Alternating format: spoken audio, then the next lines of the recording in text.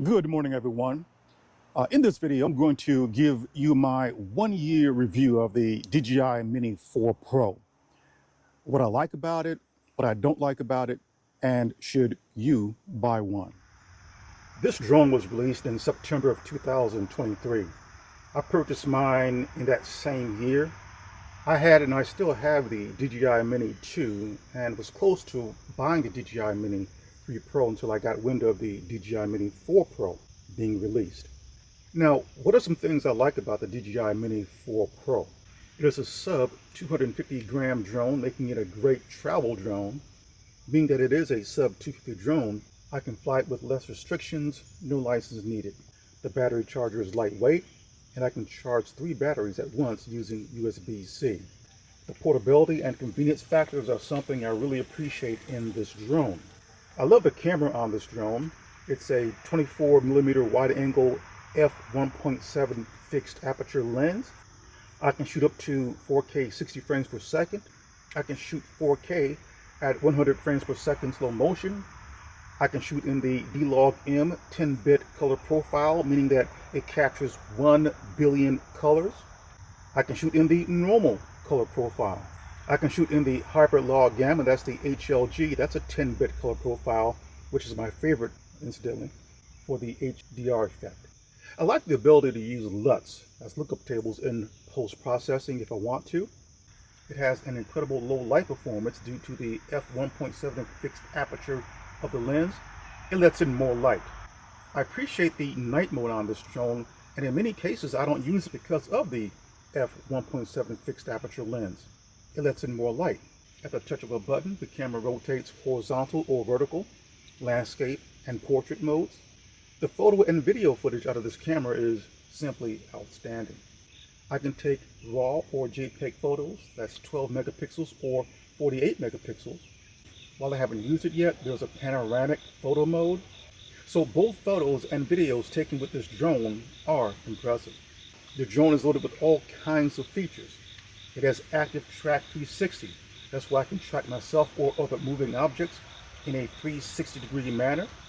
It has quick shot presets that will perform particular maneuvers for you. It has one called droning, and this is where the droning flies backwards and upwards while the camera is locked onto the subject. It has the rocket mode, and that's where the drone flies straight up into the air while the camera faces the subject below. It has the circle quick shot mode, that's where the drone circles around the subject. And it has the helix mode, that's where the drone ascends and spirals around the subject. It has a dedicated waypoint mode, and this is why I can program the drone where I want it to fly. Press a button and it does it. I can also save the waypoint missions. It has a cruise control setting. That's essentially where I can fly the drone on autopilot. It has a hyperlapse mode, and that's where the drone creates video by taking photos at certain set intervals and stitching them together for me. That's day or night. I can fly this drone with confidence because of its 360 omnidirectional obstacle avoidance system. It also has digital zoom. While I haven't done this yet, you can also fly the DJI Mini 4 Pro with the DJI goggles. Due to a firmware upgrade, you can switch to the camera view and see what the drone sees. Also like that DJI pushes out firmware updates periodically. This drone is really impressive. And in my opinion, if you want a small feature-packed drone, this is the one to get. Now, those are all the positives. What do I not like about this drone? Well, the battery life, it's okay. DJI advertises battery life as being 34 minutes. I've never got to 34 minutes. On average, I may get between 19 to 22 minutes.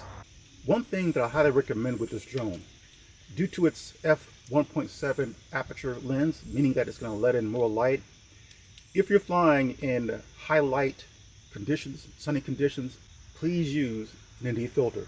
You don't want to fly this type of drone in daylight conditions where it's very bright without an ND filter. I suppose that another con on this drone, and it's probably a non-issue, it really is a non-issue for me, is due to its light weight.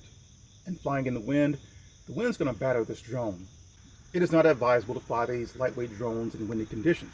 I've done that, and the stabilization is fine. Now, if you do fly in windy conditions, the drone's going to work harder, and that's going to cause your batteries to deplete quicker.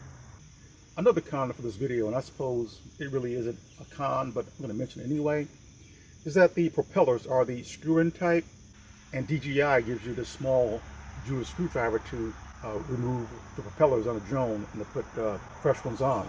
So that's it. The pros far outweigh the cons. This is one impressive drone, and if I were to purchase a first drone, this would be the one. But I would recommend getting the Fly More combo because you get extra batteries. Hope you guys enjoyed the video. This is Ron from Ron's World. Thank you for watching.